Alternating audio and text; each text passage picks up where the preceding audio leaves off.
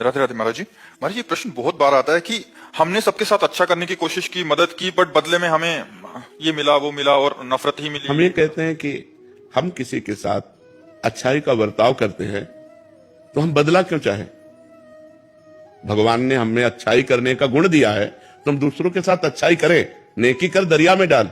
हम ये क्यों देखें कि हम उसको पानी पिलाए, वो हमको थैंक यू बोले, वो हमें धन्यवाद बोले, वो हमारे साथ अच्छा आचरण करे। उसका बुरा स्वभाव है, वो बुरा आचरण करेगा। मेरा अच्छा स्वभाव है, मैं अच्छा आचरण करूंगा तो मुझे कभी दुख नहीं होगा और हम महान बन जाएंगे। हम लोग इसी में गिर जाते हैं कि हमने इसके साथ अच्छा व्यवहार किया, हमारे साथ बुरा कर रहा है, तो फिर हम उसके साथ बुरा व्यवहार की बात सोचने लगते हैं, तो हम अपनी अच्छाई से गिर जाते हैं।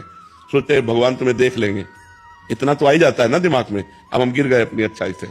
अच्छाई तो अच्छाई ही रहनी चाहिए, अच्छाई में बुरा। एक बार एक काशी में गंगा जी में बिच्छू बहती जा रही थी, तो एक अच्छाई करने वाले ने उठाया, बिच्छू ने डंक मारा, वैसे फिर उठाया, फिर मारा। तो एक आदमी ने कहा पागल हो क्या, वो बार बार मार रहा है डंक और आप उठा रहे हो?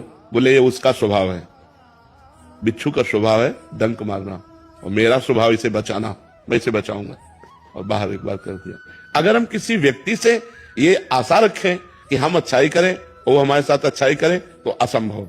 ये कलयुग है, यहाँ कपट छल, मतलब अगर आप उनकी ऐसी परिस्थिति में जब कोई सहयोग नहीं दे रहा, सहयोग दे दिया और उसको पता चल गया कि आदमी तो सरल स्वभाव का दयावान है, तो वो आपको नष्ट करने की भी सोच सकता है कि इसको फंसा लो। वो ये नहीं सोचेगा कि जब कोई साथ नहीं दे रहा था तब इस व्यक्ति ने साथ दिया, मैं कृतज्ञता प्रकट करूं। नहीं, आज का समय ऐसा नहीं।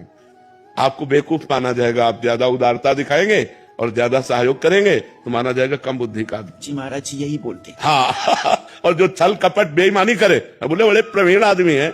आज सम्मान किनका होता है? दंभी, पाखंडी, छल कपट का। और सत्य से चलोगे तो बुद्धू कहे जाओगे। दूसरे को जरूरत पड़ी, अपनी जेब से निकाल के दे दिया। दूसरा भूखा है, अपना भोजन दे। इसको भगवान आदर देते हैं।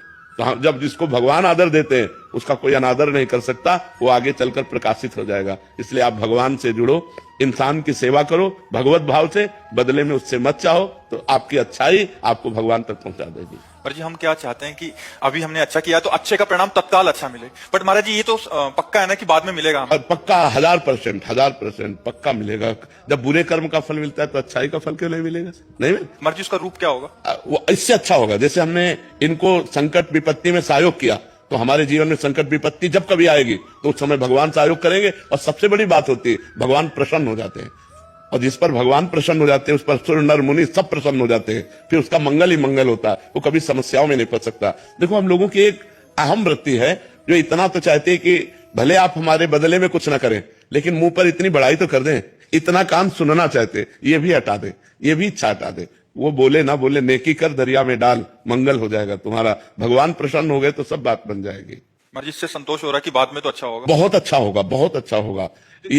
ये जो आप कर रहे हैं सरकारी बैंक में जमा हो रहा है। जैसे आप किसी को दवा दिला देते हैं, किसी की विपत्ति में सहयोग कर देते हैं, किसी को भूख मिटा देते हैं, किसी को, वो बोले ना बोले लेकिन मालिक देख रहा है ना, वो हिसाब आपका करेगा। वो हिसाब करेगा तो बहुत अच्छा करेगा।